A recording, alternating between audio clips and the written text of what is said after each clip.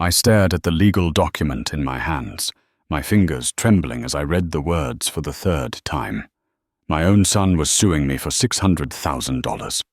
The paper felt heavy, like it weighed more than all 68 years of my life combined. Dylan stood in my living room doorway with his wife Vanessa beside him, both of them wearing expressions I'd never seen before. Cold, calculating, like I was a stranger instead of the man who'd raised him, who'd taught him to ride a bike and helped him with his homework every night. "Dad, you need to understand this is for your own good," Dylan said, his voice flat and rehearsed. "We're not just suing you for the money. We're filing for conservatorship too. You're clearly not capable of managing your finances anymore." "Not capable?" I repeated, my voice cracking. "I worked as an engineer for 40 years. I managed million-dollar projects. And now you're telling me I can't handle my own checkbook." Vanessa stepped forward, her high heels clicking on my hardwood floor. "Walter, be reasonable. You're living in this tiny house when you could afford so much better. You drive a 15-year-old car. You won't help your own son buy a decent home for your future grandchildren. Those are signs of cognitive decline. Before we continue, please comment below, as I'd love to hear your thoughts, and subscribe to the channel to help us hit that big 1,000 subscriber milestone. Let me take you back 6 months to where this nightmare began. It was a warm Sunday afternoon in June, and I was in my garage working on restoring an old radio when Dylan's car pulled into my driveway. I wiped my hands on a rag and walked outside, happy to see my son. Back then, I was still happy to see him. "Hey, Dad!" Dylan called out, giving me a quick hug. He seemed nervous, shifting his weight from foot to foot. "Got a minute to talk?" "Always got time for you," I said, leading him into the kitchen. I poured us both some iced tea, and we sat at my small dining table, the same one his mother and I had bought 30 years ago. My wife Eleanor had passed 5 years earlier, and sometimes the quiet house still felt too empty. "So, Dad, Vanessa and I have been thinking," Dylan started, fidgeting with his glass. "We've been renting that apartment for 7 years now, and we really want to buy a house. Start a family, you know. But the housing market is crazy expensive." "That's true," I agreed. "Prices have gone way up since I bought this place." "Right. So we found this amazing house in Riverside Estates. 4 bedrooms, 3 bathrooms, beautiful neighborhood. It's listed at $550,000. He paused, watching my face. "We were hoping you could help us with the down payment." I took a sip of my tea, considering. "How much are we talking about?" "Well, the down payment would be around $110,000. But honestly, Dad, we were thinking you could maybe just buy the house outright for us. I mean, you've got savings, right? And we're your only child. This would be an investment in your grandchildren's future." Something in his tone bothered me. Too entitled, too assuming. "Dylan, I do have some savings, but that's my retirement money. I worked hard for 40 years to earn that. I can maybe help with 10 or 15,000 toward your down payment, but I can't just buy you a house." His face changed. The nervousness disappeared, replaced by something harder. 10,000? Dad, that won't even make a dent. Come on, you're sitting on all this money while we're struggling. What are you saving it for anyway? You live like you're broke." "I live simply because I choose to," I said, feeling defensive. "Just because I have money doesn't mean I need to throw it around. And I earned that money through my own work. You and Vanessa both have good jobs. You can save up for your own down payment." Dylan stood abruptly, his chair scraping against the floor. "I should have known you'd be selfish about this. Mom would have helped us." That stung. Eleanor had always been generous, maybe too generous. "Your mother would have wanted you to stand on your own 2 feet, I said quietly. "That's how we raised you." He left without saying goodbye. I sat there for a long time after he drove away, staring at my glass of tea and wondering if I'd made a mistake. But deep down, I knew I was right. At 68 years old, I'd learned that giving people everything they ask for doesn't help them grow. It just makes them expect more. Over the next few weeks, Dylan called me several times, each conversation following the same pattern. He'd start friendly, then slowly turn the conversation to money and the house. Each time I said no, he got more frustrated. Then the calls stopped altogether. For 3 weeks, I didn't hear from him at all. That's when Vanessa started calling. Her approach was different, smoother.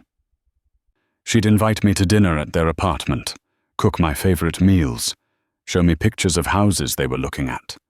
She'd talk about how much they wanted to give me grandchildren, how those grandchildren would need a proper home with a yard to play in. "Walter, I know Dylan came on too strong," she said one evening after dinner. "But please understand, we're just trying to build a life. You're our family. Don't you want to be part of that?" I wanted to help, I really did. But something felt off about the whole situation. The pressure was too intense, too calculated. "Vanessa, I love you both, and I'll be a part of your lives no matter where you live, but I'm not buying you a house. That's final." Her smile vanished like someone had flipped a switch. "That's really your answer? After everything we've done for you? All the times we've checked on you, made sure you were okay after Eleanor died?" "I appreciate that," I said carefully. "But taking care of family shouldn't come with a price tag attached." She stood up, her face flushed with anger. "You're a selfish old man, Walter. You're going to die alone in this dump of a house, and when you do, I hope you think about how you could have been surrounded by grandchildren instead." She stormed out, slamming my front door so hard a picture frame fell off the wall. I picked it up, a photo of Dylan as a boy, grinning with his 2 front teeth missing. Where had that sweet kid gone? A month passed, radio silence from both of them. I tried calling Dylan several times, but he never answered. I left voicemails saying I loved him, that we should talk, that family was more important than money. He never called back. Then one Thursday morning in September, my doorbell rang at 7 a.m. I shuffled to the door in my bathrobe, expecting a package delivery. Instead, I found a man in a cheap suit holding a manila envelope. "Walter Morrison?" he asked. "Yes?" "You've been served." He thrust the envelope into my hands and walked away before I could respond. Inside were 2 separate legal documents. The first was a lawsuit filed by Dylan Morrison and Vanessa Morrison seeking $600,000 in damages for financial elder abuse, emotional distress, and breach of familial duty. I had to read that phrase 3 times. Breach of familial duty.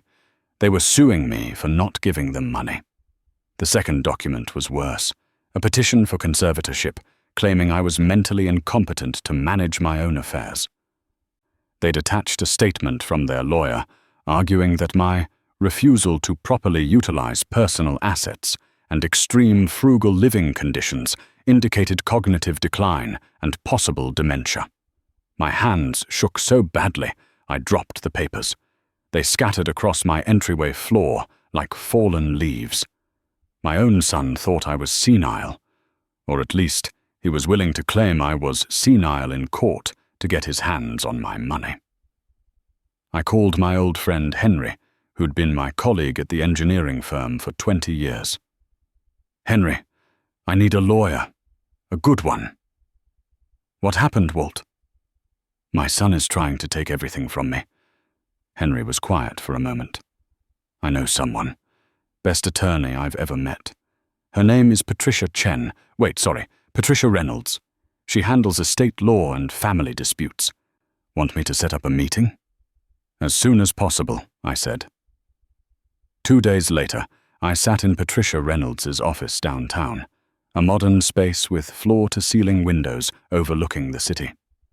She was a sharp-eyed woman in her 50s who listened without interrupting as I explained everything. When I finished, She leaned back in her chair and studied the documents. "Mr. Morrison, I'm going to be direct with you. This is a shakedown. They know they can't win the lawsuit on its merits, but they're hoping you'll settle out of fear or exhaustion. The conservatorship petition is the real threat.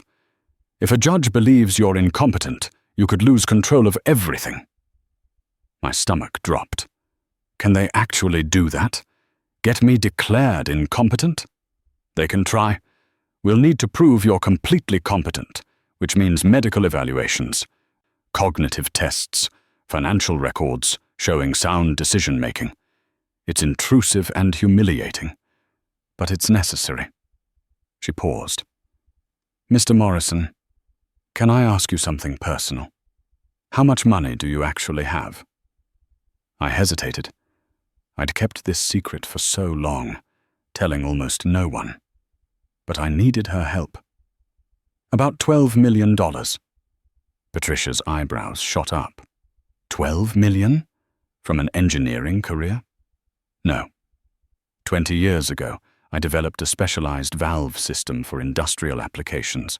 I patented it and eventually sold the patent to a major manufacturer. The sale brought in $11 million after taxes. I put most of it in a trust, lived off my engineer's salary, and never told anyone except Eleanor. Why keep it secret? Because I saw what money did to people who... My brother inherited a lot of money from our uncle and became miserable, everyone treating him like an ATM. I wanted to live a normal life, raise my son without him growing up entitled. I planned to leave everything to Dylan when I died, assuming he'd have built his own life by then. I laughed bitterly. Guess that backfired. Patricia was quiet for a moment, thinking. "Mr. Morrison, does this trust have any specific provisions?" "Yes.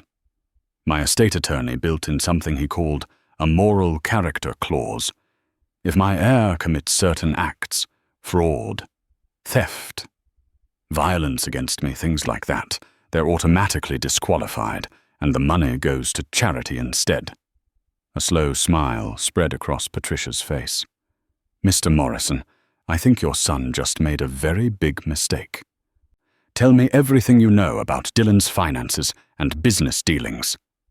Over the next hour, I told her everything I could remember. How Dylan worked as a sales manager at a medical supply company. How he'd mentioned some trouble at work a year ago, but never gave details. How Vanessa worked in real estate, but seemed to spend more than she earned based on her designer clothes and frequent vacations. Small details I hadn't thought much about before suddenly seemed important. "I'll have my investigator look into both of them," Patricia said. "In the meantime, you need to prepare for those competency evaluations.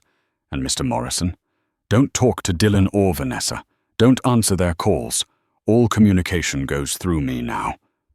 "They're still my son and daughter-in-law," I said weakly. "No," Patricia said firmly. "Right now, they're plaintiffs in a lawsuit trying to take everything you've worked for. Treat them accordingly." That night, I sat in my quiet house and cried for the first time since Eleanor's funeral.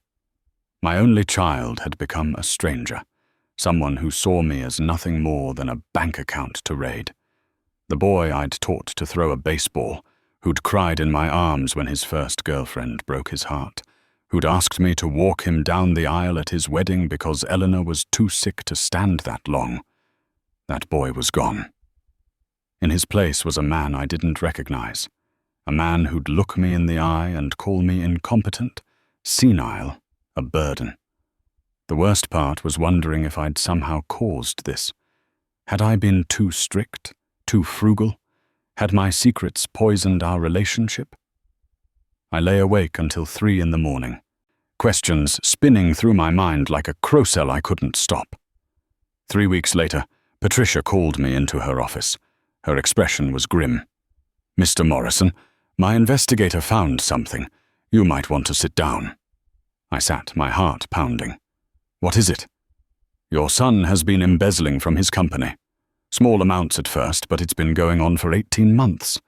We found altered expense reports, fake vendor invoices, unauthorized bonus payments to himself. We estimate he's stolen about $80,000 so far." The room tilted. "That's impossible. Dylan wouldn't. There's more.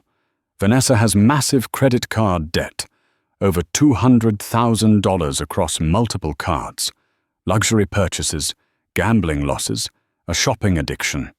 They're drowning financially. And that house they wanted you to buy? They'd already told the seller they had the money. They're on the hook for earnest money they don't have." I couldn't breathe. My son was a thief. My daughter-in-law was a liar. And they'd decided that destroying me was easier than facing their own failures. "We're going to use this," Patricia said, "not just to defend against their lawsuit, but to protect you. If they're willing to commit fraud against Dylan's employer, they're willing to forge your signature, steal your identity, drain your accounts. We need a restraining order, and we need to freeze your assets in a way they can't touch. Do whatever you need to do," I said numbly. But I couldn't have imagined what was coming next. Because 2 days later, when I went to my bank to check on my accounts, the manager pulled me into her office with a panicked expression. "Mr. Morrison, we need to talk about the attempted wire transfer from your account yesterday. Someone tried to move $200,000 to an offshore account. We caught it because the signature looked wrong. But sir, they had your full account information, your social security number, everything." My blood turned to ice. "Who tried to make the transfer?" She showed me the paperwork. The signature was a clumsy forgery of my own. But the account it was being sent to? It belonged to Vanessa Morrison. They weren't just suing me. They were actively trying to steal from me. Patricia had the bank manager print every piece of documentation related to the attempted wire transfer. My hands wouldn't stop shaking as I looked at the forged signature, the one Vanessa had practiced until it was almost convincing. Almost. The slight loop on my W was wrong, the slant of my MM too steep. But it was close enough that if the bank manager hadn't been paying attention, $200,000 would have disappeared into an account in the Cayman Islands. "This is identity theft and wire fraud," Patricia said when I showed her the documents that afternoon. "Federal crimes. Your daughter-in-law is looking at serious prison time if we press charges." "Do it," I said, without hesitation. The man who'd sat in my kitchen 6 months ago, worried about being too harsh with his son, was gone. That man had been naive, still believing in the goodness of family. This new version of me understood that sometimes the people closest to you are the ones who'll hurt you worst. Patricia filed a criminal complaint with the FBI and a fraud report with local police. She also filed an emergency motion with the court, asking the judge to expedite our hearing and consider the new evidence of criminal activity. Within 48 hours, we had a court date set for 2 weeks away. But Dylan and Vanessa didn't know about the criminal complaints yet. They still thought they were in control, still believed their lawsuit and conservatorship petition would intimidate me into settling. I knew this because Dylan left me a voicemail 3 days after the attempted theft. "Dad, I know you're upset, but we need to talk like adults here. Our lawyer says we have a strong case, and honestly, going through a trial is going to be expensive and exhausting for you. Why don't we just settle this? You give us $400,000, we drop everything, and we can start rebuilding our relationship. Think about it. Call me back." His voice was calm, reasonable, like he was offering me a favor instead of trying to rob me. I saved the voicemail and sent it to Patricia. She added it to our evidence file. The next week crawled by. I went through the competency evaluations Patricia had arranged, a parade of doctors and psychologists who tested my memory, my reasoning, my ability to manage daily tasks. It was humiliating, having to prove I could still tie my own shoes and balance a checkbook, but I passed every test with flying colors. One psychologist even commented that my cognitive function was better than most 50-year-olds he'd examined. Patricia's investigator, a former police detective named Raymond, who wore cheap suits and drove a beat-up sedan, kept digging into Dylan and Vanessa's lives. What he found painted an ugly picture of my son's descent into desperation and crime. The embezzlement started small, Raymond explained during a meeting at Patricia's office. $20 here, $50 there. Your son would file expense reports for business lunches that never happened, claim mileage for trips he never took. But then Vanessa's spending got out of control. The credit card statements show thousands spent on designer handbags, jewelry, weekend trips to Vegas. She was gambling, losing big, and covering it with more credit cards. How did it get so bad? I asked. Dylan makes decent money. Not decent enough for Vanessa's lifestyle, Raymond said bluntly. She comes from money, or at least she acts like it. Her parents are wealthy, but they cut her off 3 years ago after she stole from them to pay gambling debts. She's been chasing that lifestyle ever since, and your son enabled it because he was afraid of losing her. The file Raymond handed me contained credit card statements, bank records, even screenshots of Vanessa's social media showing her at expensive restaurants and luxury resorts, while claiming to friends they were struggling to afford a house. The lies were everywhere, layers upon layers of deception. There's something else, Raymond said, his expression darkening. We found evidence that Dylan and Vanessa consulted with 3 different lawyers before they settled on the one representing them now.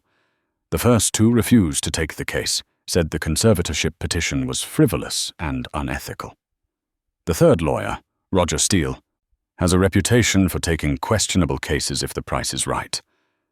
So they shopped around until they found someone willing to help them steal from me, I said. Essentially, yes, and here's where it gets interesting. We pulled phone records. Vanessa has been in contact with a third party we haven't identified yet. Dozens of calls over the past 3 months, always from burner phones or payphones. Someone's been helping her, coaching her. Who? Patricia asked sharply. Don't know yet, but I'll find out. That revelation bothered me more than I wanted to admit. The idea that someone else was involved, someone pulling strings behind the scenes, made this whole nightmare even more sinister. Who would help my daughter-in-law destroy me? And why? 5 days before the hearing, I ran into Dylan at the grocery store. I was in the produce section, picking out tomatoes for a salad, when I heard his voice behind me. Dad? I turned slowly. He looked terrible. Dark circles under his eyes, his shirt wrinkled, a shadow of stubble on his jaw. For a moment, I felt a flicker of my old parental instinct, the urge to ask if he was eating right, sleeping enough. Then I remembered the forged signature, and the feeling evaporated. Dylan, can we talk? Just for a minute? He glanced around nervously. Please? Against my better judgment, I nodded. We walked to a quiet corner near the bakery. Dylan wouldn't meet my eyes, just stared at the floor and shifted his weight like he used to do as a teenager when he'd done something wrong. Dad, I don't know how this got so out of control, he said quietly. I never wanted to hurt you. We needed help, and you said no, and Vanessa said we had options, legal options, and I thought maybe you'd see we were serious and just help us out. I never thought it would go this far. You're suing me for $600,000 and trying to have me declared incompetent, I said flatly. How far did you think it would go? I know, but Dad, if you'd just give us something, anything, we could drop all of this. 100,000 would solve everything. We could pay off some debts, get our lives together, and you'd never hear from our lawyer again. Dylan, do you understand that Vanessa tried to steal from my bank account, that she forged my signature and attempted wire fraud? His face went pale. What? No, she wouldn't. The bank has the paperwork. So does the FBI. Your wife is going to prison, Dylan. And if you knew about it, so are you. He stumbled backward like I'd punched him. FBI? Prison? Dad, you can't do this. I'm your son. You stopped being my son when you decided I was nothing more than money to you, I said, surprised by how calm my voice sounded. I raised you better than this. Your mother and I taught you right from wrong. You made your choices, Dylan. Now you get to live with them." I walked away, leaving him standing there with his mouth open. My hands were steady as I pushed my shopping cart toward the checkout. I didn't look back. The night before the hearing, I couldn't sleep. I lay in bed staring at the ceiling, thinking about all the ways this could go wrong. What if the judge believed Dylan's lies? What if they somehow convinced the court I was senile? What if I lost everything I'd worked for because my own son was willing to destroy me? At 3 a.m, I got up and went to my study. In the back of my closet, behind boxes of old tax returns and Eleanor's Christmas decorations I couldn't bear to throw away, I found the photo albums. I pulled out the one from Dylan's childhood and flipped through the pages. Dylan's first day of kindergarten, gap-toothed and proud in his new backpack. Dylan and me building a treehouse in our old backyard. Dylan graduating high school, me and Eleanor beaming on either side of him. When had it all gone wrong? Where was the moment I could have stepped in and changed the trajectory? Or was this always who he was going to become, and I'd just been too blind to see it? The hearing was scheduled for 9 a.m. in family court. I arrived at 8:30 with Patricia, both of us carrying briefcases full of evidence. Raymond was already there, sitting in the gallery with his laptop open. He nodded at us as we took our seats at the defendant's table. Dylan and Vanessa arrived at 8:45 with their lawyer, Roger Steele, a thin man with slicked-back hair and a suit that probably cost more than my car. Vanessa wore a conservative dress and minimal makeup, playing the part of the concerned daughter-in-law. Dylan wouldn't look at me. Judge Marianne Foster entered at 9 sharp, a stern woman in her 60s with reading glasses perched on her nose. She reviewed the case files for a moment before speaking. "This is a preliminary hearing for Morrison versus Morrison regarding a civil suit for damages and a petition for conservatorship. Mr. Steele, you're representing the plaintiffs." "Yes, Your Honor," Steele said, standing smoothly. "My clients are seeking financial compensation and conservatorship of the defendant due to his demonstrated inability to manage his affairs and make sound financial decisions. Ms. Reynolds, you're representing Mr. Walter Morrison?" "Yes, Your Honor," Patricia said, "and we're here to show that this case is nothing more than an attempted shakedown by a desperate son and daughter-in-law who've engaged in criminal fraud to try to steal my client's assets." Judge Foster's eyebrows rose. "That's quite an accusation. I hope you have evidence to support it." "We do, Your Honor. Substantial evidence." The judge nodded. "Very well. Mr. Steele, present your case." Steele stood and launched into his opening statement, painting me as a confused old man living in squalor, hoarding money while my family struggled. He talked about my refusal to engage in normal spending patterns and my irrational attachment to worthless possessions. He made it sound like I was one step away from becoming a hoarder living in filth.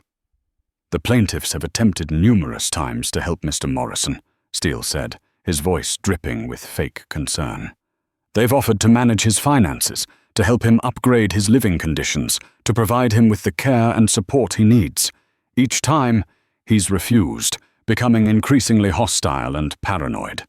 This behavior, Your Honor, is classic early-stage dementia." I wanted to stand up and scream that I'd scored perfectly on every cognitive test, that I'd managed a household budget for 50 years without missing a single bill payment, that living simply wasn't a crime. But Patricia had coached me to stay quiet and let her do the talking. When Steele finished, Patricia stood with a stack of folders.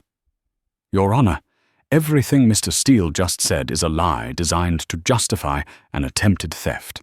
I'd like to present evidence that the plaintiffs are not concerned family members, but criminals engaged in an ongoing fraud scheme." She handed copies to the judge and to Steele. "These documents show that Ms. Vanessa Morrison attempted to commit wire fraud against my client just 2 weeks ago forging his signature to authorize a transfer of $200,000 to an offshore account in her name. The FBI is currently investigating. Steele's face went red.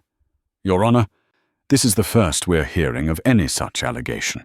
Because your client didn't tell you she was committing federal crimes while you were filing this lawsuit, Patricia interrupted.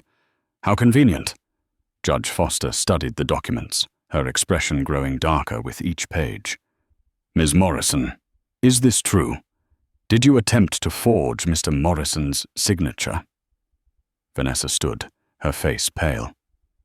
Your Honor, there's been a misunderstanding.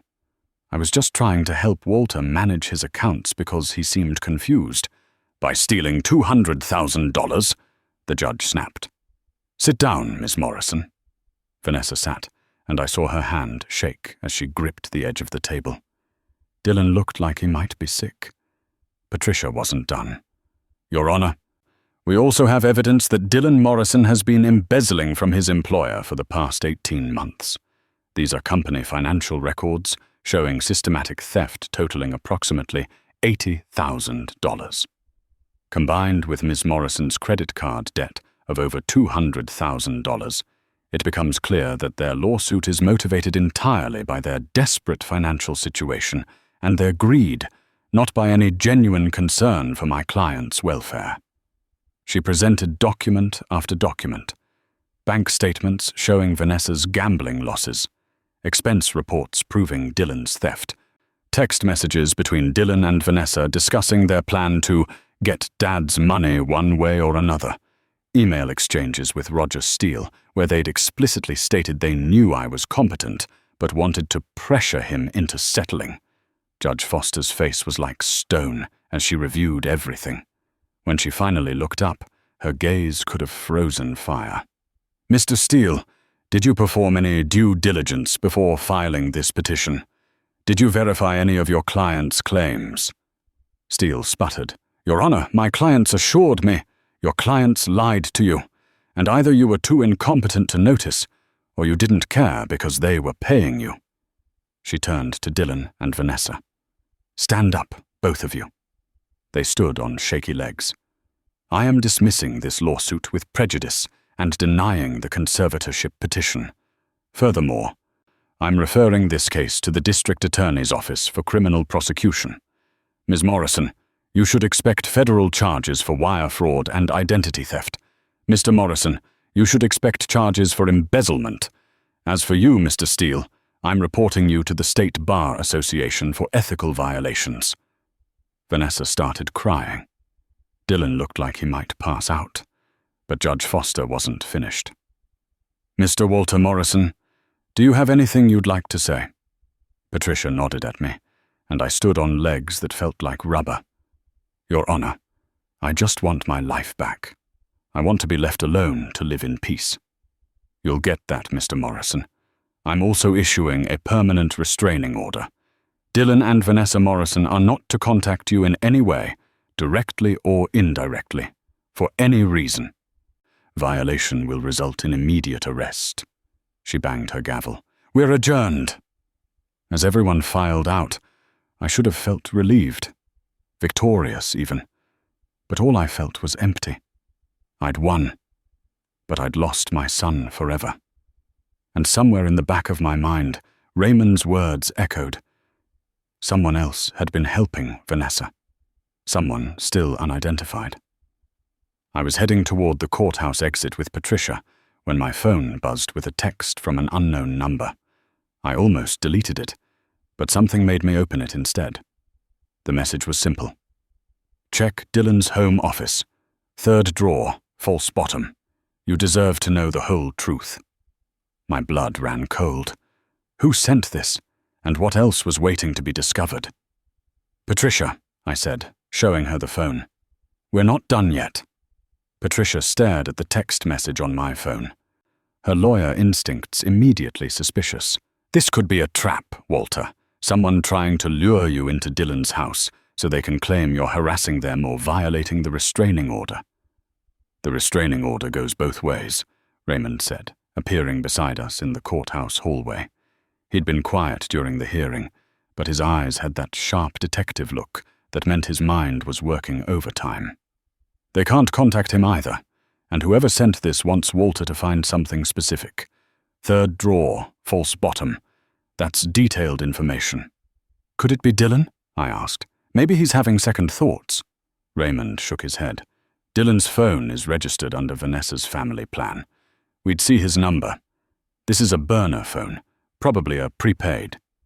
Same pattern as those mystery calls to Vanessa we couldn't trace. So our unknown third party wants me to find something, I said slowly. Something that's hidden in my son's house. Patricia crossed her arms. Even if that's true, you can't just break into their home, Walter. That's illegal, and it'll undermine everything we just won in court. What if we call the police? I suggested. Show them the text, explain there might be evidence of additional crimes. Raymond considered this. Possible, but they'd need probable cause for a warrant. An anonymous text probably isn't enough. He paused. Unless someone with legal access to the property found it accidentally. What are you suggesting? Patricia asked warily.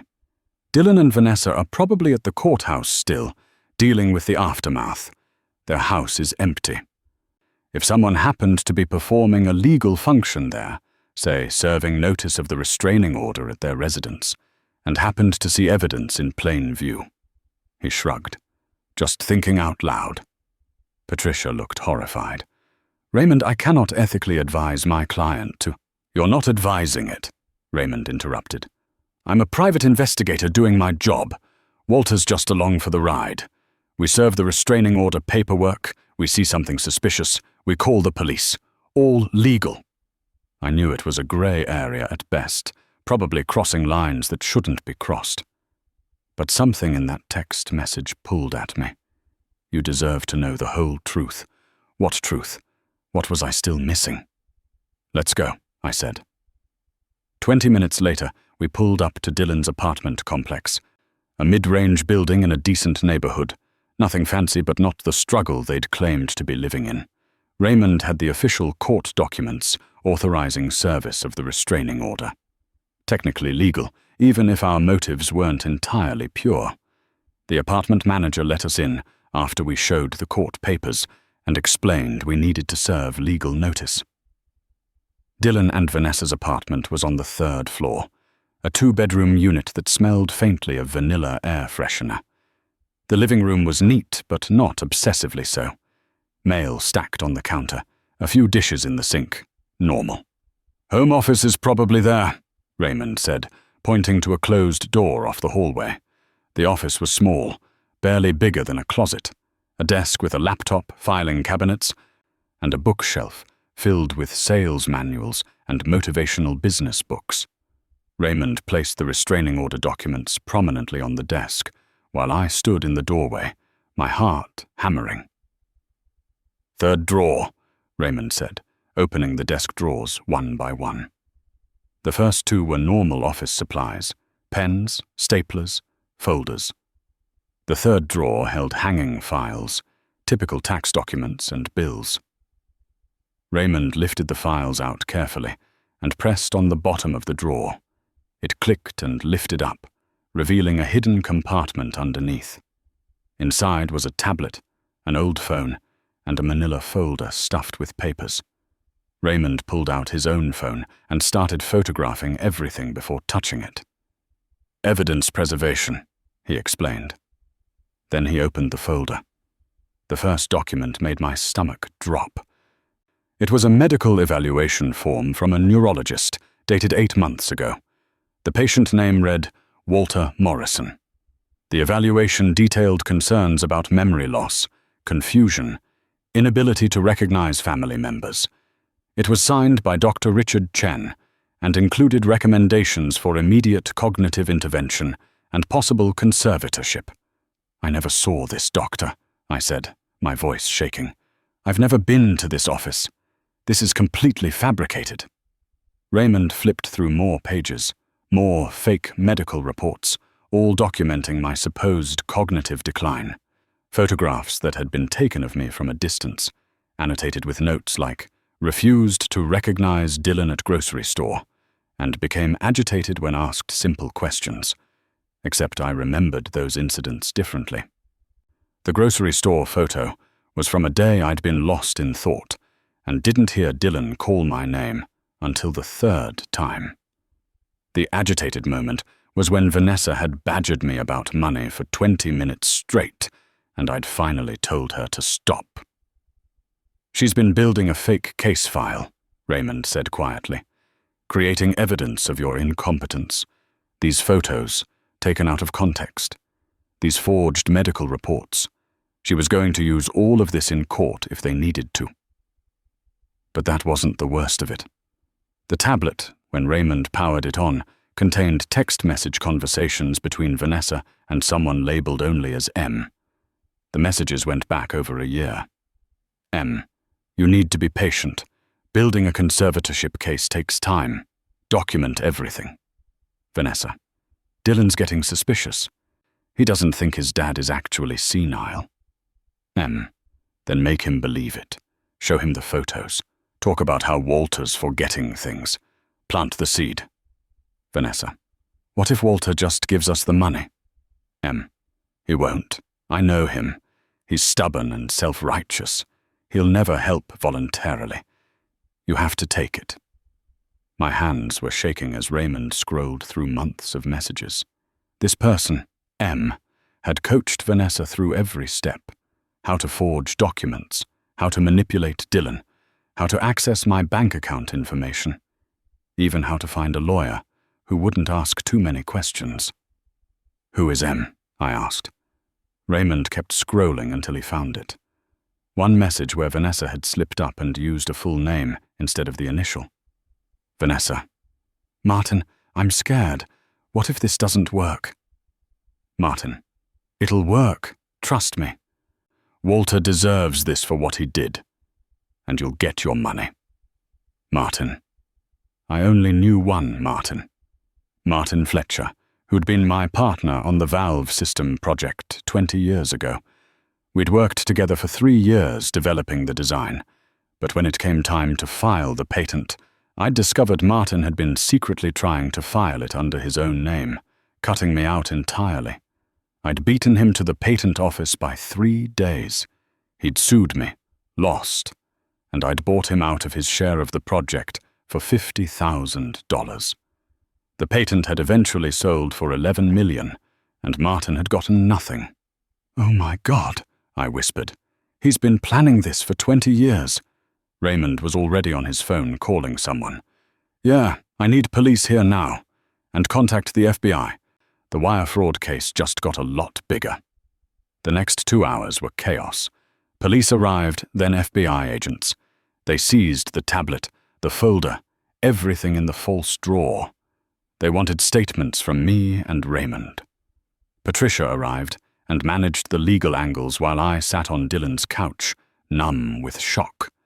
Martin Fletcher had found Vanessa somehow, probably through social media or her real estate connections. He'd learned about her financial problems, her gambling debts, her desperate need for money. And he'd offered her a solution, help him destroy me, and she could have access to my fortune. He'd fed her information about my wealth, coached her through the fraud scheme, probably even helped her forge the medical documents using connections he had in the medical supply industry. Vanessa had believed every word. And she'd systematically gaslit Dylan, showing him the fake medical reports, the out-of-context photos, constantly talking about how I was declining. Dylan, who'd been raised to respect doctors and trust medical documentation, had believed his wife. He'd thought he was saving me from myself. That didn't excuse his crimes. He'd still embezzled money, still filed a fraudulent lawsuit, still tried to have me declared incompetent. But his motives had been more complicated than pure greed. He'd been manipulated, lied to, turned into a weapon against me by a woman who'd been turned into a weapon by a man who'd held a grudge for 2 decades. 2 weeks later, I sat in Patricia's office as she explained the aftermath. Martin Fletcher is in custody. They found evidence linking him to the fake medical documents and the wire fraud attempt. He's looking at 10 to 15 years. Vanessa's taking a plea deal, 7 years in exchange for testimony against Martin. And Dylan, she paused, and I knew what was coming. Dylan's lawyer is arguing he was manipulated and didn't know about the full extent of the fraud. He might get a suspended sentence for the embezzlement if he pays restitution and testifies against both Vanessa and Martin. But Walter, there's something else you need to know. She handed me a legal document. The trust's moral character clause has been automatically triggered. Dylan's conviction, even if it's reduced, means he's permanently disqualified as your heir. The money will go to the charities specified in the trust when you die. There's no way to override it. Your estate attorney built it ironclad. I stared at the document. $12 million. Everything I'd worked for, and my son would never see a penny of it. The trust would be divided among various cancer research foundations in Eleanor's memory. Good causes, certainly, but not my son. Dylan's been trying to contact you, Patricia said gently. Letters, mostly. The restraining order prevents direct contact, but his lawyer's been forwarding them to me. He wants to apologize, to explain. He claims he really thought you were sick, that he was trying to protect you. Do you believe him? I asked. I believe he believed it. Vanessa was very convincing, and Martin gave her all the tools she needed. But Walter, Dylan still made his own choices. He still embezzled money. He still signed on to that lawsuit. Being manipulated doesn't absolve him of responsibility. I knew she was right, but it didn't make it hurt any less. That night, I read Dylan's letters, all 15 of them. They started angry and defensive, claiming he'd done nothing wrong. But as the investigation had revealed more about Martin and Vanessa's manipulation, his tone changed. The most recent letter, written 3 days ago, was different. Dad, I know I don't deserve your forgiveness. I know what I did was wrong, even if I thought I had good reasons. I stole from my company. I believed lies about you without checking the facts. I let Vanessa convince me that you were sick when I should have trusted my own judgment. I should have come to you, talked to you, listened to you. Instead, I tried to force you to do what we wanted. I destroyed our relationship for money. We didn't even need that badly if we'd just been honest about our problems. I'm not asking you to forgive me or love me again. I just want you to know that I'm sorry. I'm so sorry. And I understand why you can't leave me the money. I don't deserve it. I hope you live a long, happy life, Dad. I hope you find peace. And I hope someday, maybe years from now, you might let me try to earn back even a small piece of your trust. Your son, Dylan.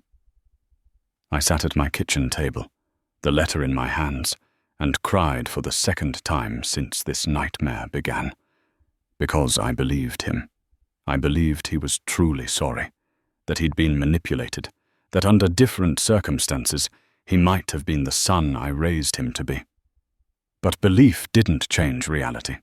He was going to have a criminal record. His career was destroyed. His marriage was over. And I couldn't help him. The law said he'd forfeited his inheritance. My trust said he'd disqualified himself. And my heart said that even if I wanted to forgive him, even if I wanted to find a way to help him rebuild his life, the damage was too deep. He'd shown he was willing to destroy me when pushed hard enough. How could I ever trust him again? 3 months after the hearing, I made a decision.